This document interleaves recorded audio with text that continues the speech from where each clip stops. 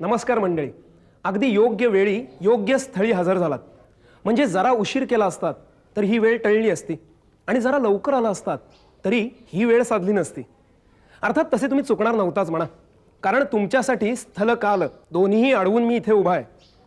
हा काळ आहे 175 वर्षांपूर्वीचा आणि स्थळ आहे ही वास्तू. त्यावेळी या वास्तूचा पाया घातला जात होता. आज ही वास्तू फार मोठी झालेली आहे. त्याच्यात अनेक दालनं आहेत, सज्जे आहेत, वळसेदार जिने आहेत. अशी थोड्या वेळात नाही पाहून व्हायची. ही अनुभवता मात्र येईल, कारण ही केवळ एक वास्तू नाही आहे. हा आपल्या शिक्षणाचा इतिहास आहे, जो वर्तमानातून भविष्याकडे झेपावतोय. हे सर्व अनुभवत असताना काळात हरवून जायला होतं आणि आपल्याकडे तर वेळ थोडा आहे. पण वेळ सांभाळण्याची जबाबदारी माझी. तुम्ही फक्त माझ्याबरोबर चला आणि आणि अनुभव आहे आपलंच वैभव. जरा हळू बोला. उद्याच्या दर्पणचा अग्रलेख लिहितोय, काम चाललंय. हे बाळशास्त्री जांभेकर, महाराष्ट्राच्या पहिल्या वर्तमानपत्राचे संपादक. आज आपल्यापैकी अनेकांना दर्पण हे नाव माहीतही नसेल, पण 1824 साली खळबळ उडवून दिली होती या वर्तमानपत्राने. चला, बाळशास्त्री काय करतायत ते हळूच डोकावून पाहूया. विद्या हेच बळ. विद्येचा मूळ प्रकाश पूर्व देशातून पश्चिम देशावर पडला तरीसुद्धा युरोप खंडात सांप्रत कलाकौशल्ये पूर्णतेस आली आहेत आणि या देशात इतका काळ गेला तरी त्याची फार वृद्धी झाली नाही असे पाहून चमत्कार वाटतो. भारत व इंग्लंड या पृथ्वीच्या 2 भागात विद्येची वृद्धी बरोबरीने झाली नाही याची दुसरी कारणे काय असतील ती असोत, परंतु आम्हास वाटते की साधारण विद्येचे मुख्य उपयोग देशातील लोकांस चांगले समजले नाहीत हे त्यातून एक कारण आहे. याविषयी प्रमाण इतकेच लिहिले पाहिजे की या देशातील विद्वान लोकांनी न्याय व वेदांत या शास्त्रांकडे जितके लक्ष दिले तितके उपयोगी कलाकौशल्याकडे दिले असते तर त्यांच्या श्रमापासून बहुत चांगल्या गोष्टी घडल्या असत्या. देशात इंग्रज आल्यानंतरच शिक्षणाच्या बाबतचं व्यवस्था नीट लागली असं म्हणायला हरकत नाही. तोपर्यंत पाठशाळातून शिक्षण दिलं जात असे, जुन्या पद्धतीचं शिक्षण दिलं जात असे. पण ते जे शिक्षण इंग्रजांनी दिलं ते प्रामुख्याने मेकॉलेनी जे सुचवलं त्याप्रमाणे दिलं गेलं. त्यांना पाहिजे होतं या ठिकाणी त्यांचं राज्य चालवण्यासाठी कारकुनांचे आखाडे, आणि हे कारकुनांचे आखाडे त्यांनी तयार करण्यासाठी जे शिक्षण दिलं त्यालाच ते फ्री एज्युकेशन असं म्हणत होते. त्या काळात इतर वर्तमानपत्रही जी निघाली त्यात दर्पण होतं, हिकीज गॅझेट होतं, पुढल्या काळात ज्ञानप्रकाश होता, हिंदू प्रकाश होता, ही सगळी जी निघाली ही सर्व वृत्त देण्यासाठी निघाली, माहिती देण्यासाठी निघाली. पण यातल्या कोणी लोकशिक्षणावर भर दिला असं काही घडलं नाही. इतर विषय ते हाताळत नव्हते असं नाही, हाताळत होते. परंतु ज्यातून लोकांना काही सांगावं, शिकवावं, त्यांना राष्ट्रीय पाण्याला जवळ करावं असं काही नव्हतं. हे पहिल्यांदा मनात आलं ते प्रामुख्याने चिपळूणकरांच्या मनात आलं. 1874 मध्ये विष्णू शास्त्र्यांनी लिहिलेली निबंधमाला म्हणजे साक्षात त्यांची तलवारच होती. आमच्या देशात अलीकडे विद्येचा फैलावा थोडा झाला आहे असं नाही, पण या विद्येच्या योगाने जे वास्तविक ज्ञान निष्पन्न व्हावे व जी मनाची थोरवी वाढावी त्यातले अजून काहीच दृष्टीस पडू लागले नाही असे म्हणावयास हरकत नाही.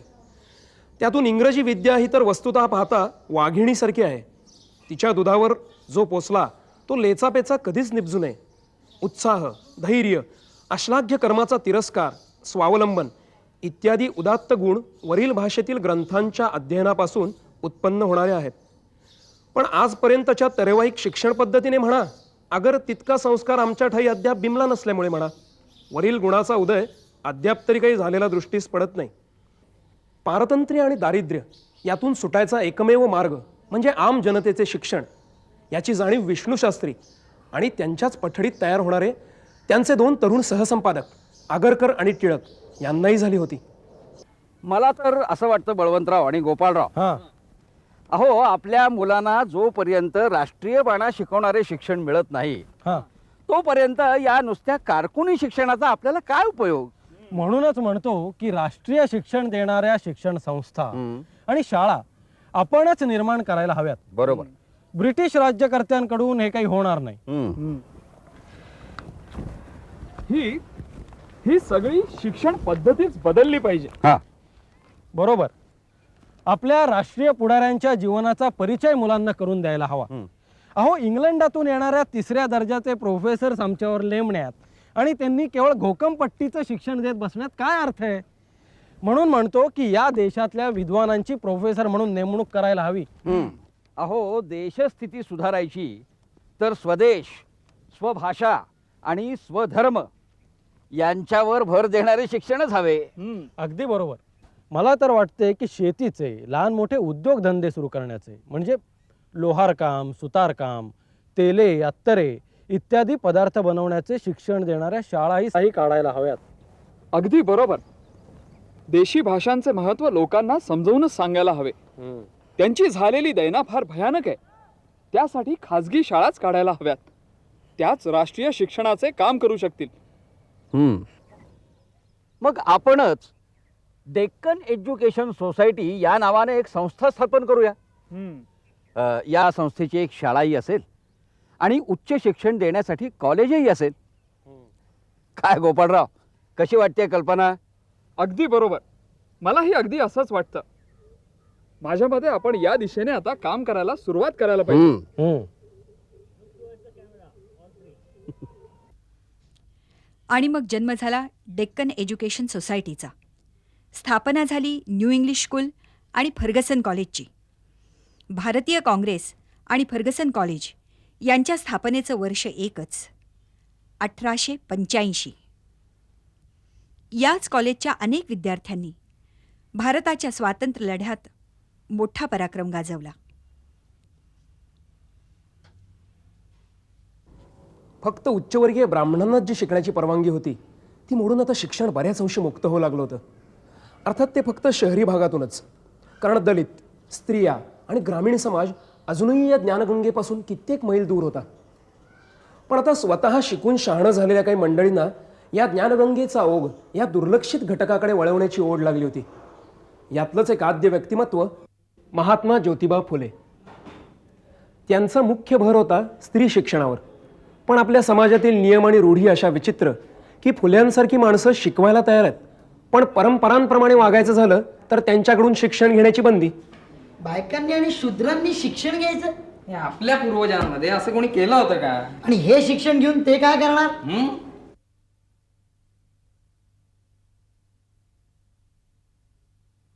शूद्र तो जैसा तैसीच स्त्री हीन दीन, शस्त्र धरिती त्यावरी बुद्धिहीन.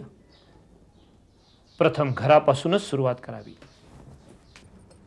क ख ग घ ङ, च छ ज झ ङ न्य. न्य बरोबर. पुढे. ट हं, ठ हं, ड हं. ध काय ही थेर बायकोला बॅरिस्टर करायला निघाले. तुम्ही लोकांच्या कुचेष्टेकडे अजिबात लक्ष देऊ नका. तुम्ही लिहा, तुम्ही वाचा, तुम्ही शिका आणि तुम्हाला हे सर्व यायला लागल्यावर इतरांना, बाया बापड्यांनाही शिकवा. म्या हो, तुम्हीच. देशबांधवांपैकी महार, मांग, चांभार ह्या कनिष्ठ जातीतील माझे बंधू दुःख आणि अज्ञान ह्यात पार बुडालेत बघा. त्यांच्या ह्या स्थितीत सुधारणा करण्यासाठीच देवानं मला प्रेरणा दिली असावी असं मला वाटतं. पण स्त्रियांसाठीच्या शाळेनंच माझं प्रथम लक्ष वेधलं बघा. पूर्ण विचार करता पुरुषांपेक्षा स्त्रियांसाठीच्या शाळांची जास्त गरज आहे असं मला वाटतं. म्हणून म्हणतो सावित्रीबाई, तुम्ही शिका आणि इतर बायाबापड्यांनाही शिकवा. आणि हो, तुम्हालाच त्यांची शिक्षिका पण व्हावं लागेल.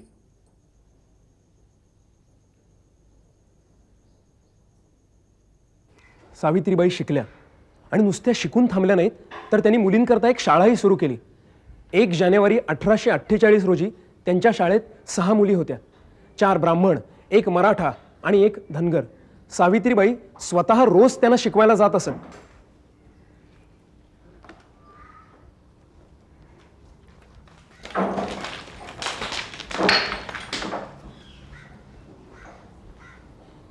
परंपरेच्या या तथाकथित संरक्षकांकडून रोज ही अशी चिखलफेक सहन करत होत्या सावित्रीबाई. पण तरीही त्यांनी त्यांची जिद्द सोडली नाही. याच वाटेवरून पुढे अनेक महिला शिकल्या. रखमाबाई, ताराबाई शिंदे, पंडिता रमाबाई रानडे आणि भारताच्या पहिल्या महिला डॉक्टर आनंदी गोपाळ जोशी. ताराबाई शिंदे यांनी तर त्या काळी 1882 साली एक पुस्तक सुद्धा लिहिलं, एका भारदस्त चिंतनशील विषयावरचं. पुस्तकाचं नाव आहे स्त्री पुरुष तुलना. पुरुषांना उद्देशून लिहिलेला यातला एक उतारा.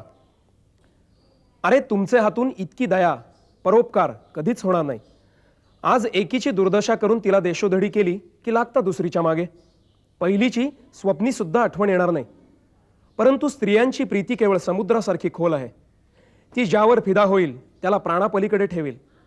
तिचा किती जरी वनवास केला तरी ती त्याचाच पक्ष धरेल. असो, स्त्रियांचे हृदय अति कोमल प्रीतीने भरलेले आहे. अरे तुमच्या अंगी अंगचे ज्ञानापेक्षा 4 ठिकाणी हिंडून फिरून अनेक ग्रंथ अवलोकून गोळा केलेल्या ज्ञानाचा भरणा फार असल्यामुळे पाहिजे त्या रूपाने कोणत्याही संकटातून पार पडणे म्हणजे हातचा मळ. पण या दुर्दैवी आबला सदा गृहवासात, चुलीपासून तो दाराचे उमऱ्यापर्यंत काय ते ज्ञान. शिवाय तुमच्यासारखे सडे लाकडाचे खुंट नाहीत. त्यांचे मागे देवाने सारे लोढणे बांधल्यामुळे त्या लवकर फसतात. आता दुर्गुणी कोण?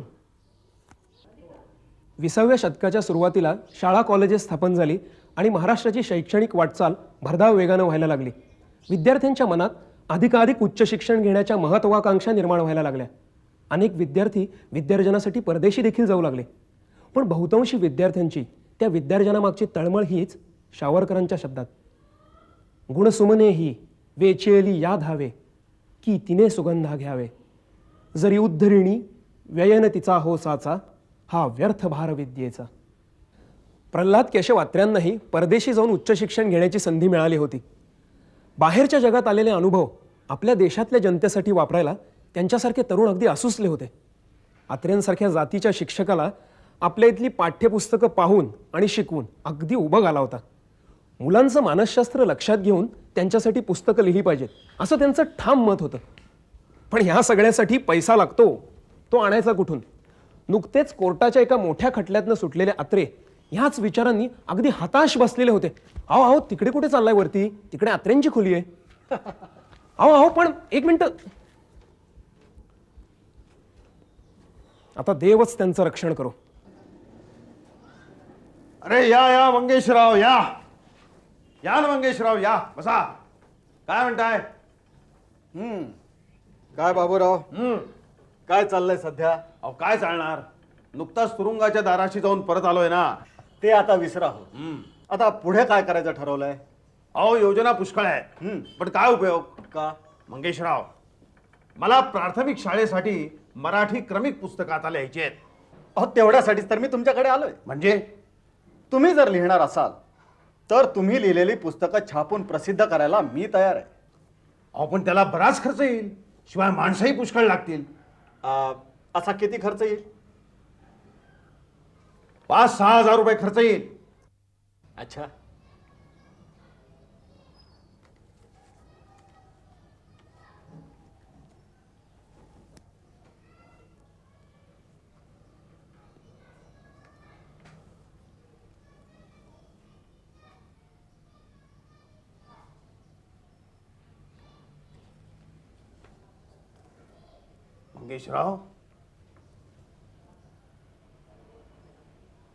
मंगेशरावांनी आत्र्यांची पैशाची अडचण सोडवली आणि जन्माला आली महाराष्ट्रातली पहिली क्रमिक पुस्तकांची वाचनमाला, नवयुग वाचनमाला. आणि अशा रीतीनं 1933 साली नवयुग वाचनमाला जन्माला आली. आचार्य आत्रे आणि विठ्ठलराव घाटे हे तिचे संपादक होते आणि मंगेशराव कुलकर्णी यांच्या कर्नाटक प्रेसनं ती प्रकाशित केली. पाठ्यपुस्तकांचं स्वरूप आमूलाग्र बदलणाऱ्या या वाचनमालेनं आचार्य अत्र्यांचं नाव शिक्षक म्हणून अजरामर केलं. ग्रामीण महाराष्ट्रात शिक्षणाचा प्रसार करण्यात अग्रगण्य होते कर्मवीर भाऊराव पाटील, रयत शिक्षण संस्थेचे संस्थापक. या संस्थेत राहून शिकणाऱ्या प्रत्येक विद्यार्थ्याने कष्ट करूनच शिकले पाहिजे, मग तो गरीब असो वा श्रीमंत, ही त्यांची संकल्पना. अशा सामुदायिक श्रमजीवनात केलेल्या विद्याभ्यासामुळे समाजातील काही भिंती निश्चित नष्ट होतील, ह्या तत्वावर त्यांनी त्यांची संस्था घडवली आणि वाढवली. तो कोप साहेब, आमच्या संस्थेनं म्हणजे रयत शिक्षण संस्थेनं शेकडो गावी मराठी शाळा या स्वतःहून म्हणजे स्वयंस्फूर्तीनं चालवलेल्या आहेत. अहो अगदी जंगलामध्ये, डोंगर कपारीमध्ये, एवढंच काय तर तिथं जायची यायची वाट सुद्धा नाही अशा ठिकाणी सुद्धा आमच्या शाळा या चालू आहेत. Very good. म्हणजे विशेष करून ग्रामीण भागात आमच्या संस्थेचं काम चालू आहे. एक्सलंट. आपल्या या कामाने मी फार प्रभावित झालो आहे. वेल, आमच्या देशाकडून म्हणजे अमेरिकेकडून काही डॉलर्स मदत पाठवू? देणगी? येस. नाही कोप साहेब, अहो स्वावलंबनातनं शिक्षण घ्यायचं हे तर आमच्या संस्थेचं ध्येय आहे. चला, मी आमचे डॉलर्स तुम्हाला दाखवतो. चला. मिस्टर होपना जे डॉलर दाखवले ते डॉलर म्हणजे त्यांच्या विद्यार्थ्यांनी दगड फोडून तयार केलेली खडी होती. महाराष्ट्राच्या शिक्षण क्षेत्रात कर्मवीर हे असे एकमेव नेते होते की ज्यांनी श्रमाला प्रतिष्ठा दिली आणि विद्यार्थ्यांना शिकवलं की शिक्षण घेताना घरचा पैसा आणण्यापेक्षा देखील स्वतःचं मनगट मातीशी घासून जो पैसा मिळवता येईल म्हणजे स्वावलंबनानं जे शिक्षण घेता येईल ते शिक्षण प्रतिष्ठेचं असू शकेल. आणि त्यांचा हा प्रयोग अत्यंत अभिनव असा होता. अर्थात त्यांचं शैक्षणिक तत्त्वज्ञान हे फार प्रचंड अनुभवावर आधारलेलं होतं. कोल्हापूरच्या शाहू महाराजांपासून त्यांनी स्फूर्ती घेतली आणि सातारला येऊन रयत शिक्षण संस्थेची स्थापना 1919मध्ये केली. वसतिगृहयुक्त शिक्षणाचा प्रयोग त्यांनी राबवला. सर्व जातीभेद दूर करून सबगोलंकारी प्रकारचे एक शिक्षण देण्याचा अभिनव प्रयोग त्यांनी केला. तेव्हा स्वावलंबी शिक्षण, श्रमाची प्रतिष्ठा, जातीभेद, धर्मनिरपेक्ष समाजाची निर्मिती, आज आपण ज्याला सर्व धर्म समभाव म्हणतो, त्याचा फारसा गाजावाजा न करता त्याचा अत्यंत सूक्ष्म असा संस्कार कर्मवीरांनी आपल्या वसतिगृहात आपल्या विद्यार्थ्यांच्यावर केला. शिक्षणाच्या बाबतीत आणखी प्रगती महाराष्ट्रानं जी अतिशय राजकीय, सामाजिक आणि आर्थिक दृष्टिकोनातून करायचं असं ठरवलं, त्यासाठी ज्यांनी प्रयत्न केला ते JP नाईक यांचा नामनिर्देश केल्याखेरीज महाराष्ट्राच्या शिक्षणाचा इतिहास पूर्ण होत नाही. इंडियन इन्स्टिट्यूट ऑफ एज्युकेशन या संस्थेची स्थापना 1948 साली झाली. सर्वांसाठी शिक्षण आणि सर्वांसाठी आरोग्य हा मुख्य उद्देश डोळ्यासमोर ठेवून या संस्थेची वाढ झाली आहे. गेल्या 50 वर्षात शिक्षणाबरोबर समाजोपयोगी अशा अनेक गोष्टी संस्थेनं साध्य केल्या आहेत. ग्रामीण भागातल्या आदिवासी मुलांसाठी तसंच प्रौढ शिक्षणासाठी अनेक चित्ररूप पुस्तके संस्थेतर्फे प्रकाशित करण्यात आली आहेत. भारत स्वतंत्र झाला आणि शिक्षणाचा मुक्त प्रसार होऊ लागला. सामान्यांना शिक्षणाचं महत्त्व कळू लागलं. शाळा, महाविद्यालय, विद्यापीठ यांची संख्या दरवर्षी वाढू लागली. 1970 ते 80 या काळात अनेक खाजगी शिक्षण संस्था उदयाला आल्या.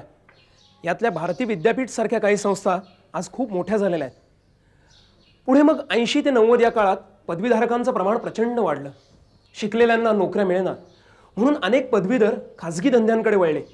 अनेक महाविद्यालयातून त्यांच्यासाठी निरनिराळ्या प्रकारचे तंत्रशिक्षणाचे अभ्यासक्रम उपलब्ध करून देण्यात आले.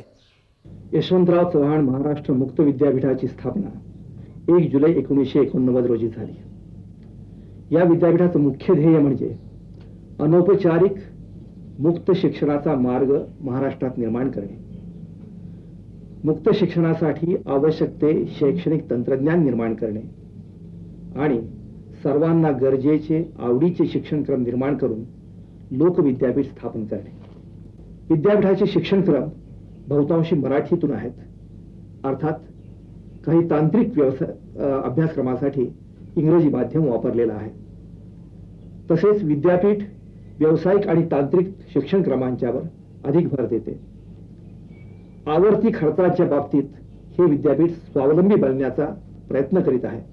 अत्याधुनिक तंत्रज्ञान शिक्षणामध्ये वापरलं जातं. श्रमसंस्कृती निर्माण करण्याचा प्रयत्न चालू आहे आणि या विद्यापीठाने महाराष्ट्रातील सर्व संस्था, समाज यांच्याशी अनुबंध निर्माण करून हळूहळू लोकविद्यापीठ निर्माण करावे अशी ही एक वैशिष्ट्ये आहेत. स्थापनेनंतर पहिल्या दशकाच्या आतच यशवंतराव चव्हाण मुक्त विद्यापीठाने जे पारंपरिक शिक्षण पूर्ण करू शकत नाहीत अशांच्या मनात विश्वास निर्माण केला आहे. दरवर्षी विद्यापीठाचे निरनिराळे अभ्यासक्रम पूर्ण करणाऱ्या पदवीधरांची संख्या वाढत आहे.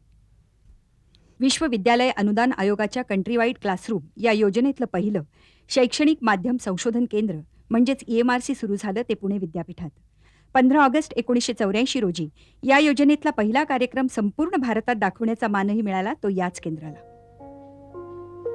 याच धर्तीवर खास मराठीत शालेय शैक्षणिक कार्यक्रम तयार करणारं केंद्र म्हणजे बालचित्रवाणी. शालेय अभ्यासक्रमाबरोबरच विद्यार्थ्यांना पुस्तकाबाहेरच्या जगाची माहिती देणारे कार्यक्रम इथे तयार केले जातात. EMRC आणि बालचित्रवाणी या दोन्ही संस्थांकडे या चित्रफितींच्या निर्मितीसाठी लागणारी अत्याधुनिक यंत्रसामुग्री आहे. या दोन संस्थांबरोबरच दूरदर्शन आणि आकाशवाणीही गेली अनेक वर्ष विविध प्रकारचे शैक्षणिक कार्यक्रम आपल्या घरात पोचवत आहे. विद्यार्थी मित्रमैत्रिणींनो नमस्कार.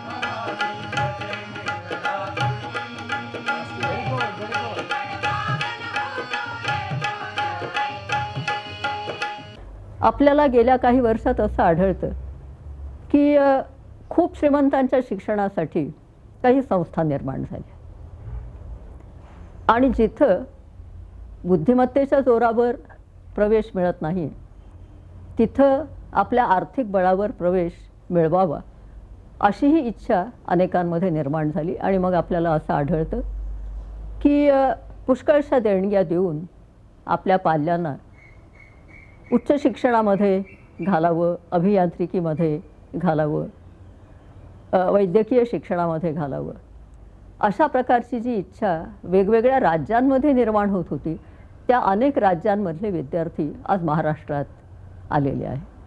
आणि ही एक नवी पद्धती शिक्षणाची निर्माण झाली आहे. ती योग्य आहे अयोग्य आहे याचं आज मूल्यमापन करणं हे अवघड आहे.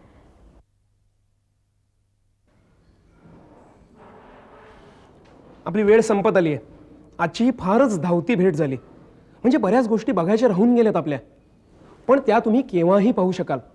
कारण हा वाडा, ही दालनं आणि इथली माणसं शोधली की नक्की भेटतात, आपुलकीने बोलतात, काहीतरी नवीन समाजाच्या दृष्टीने उपयुक्त कार्य करण्याची प्रेरणा देतात.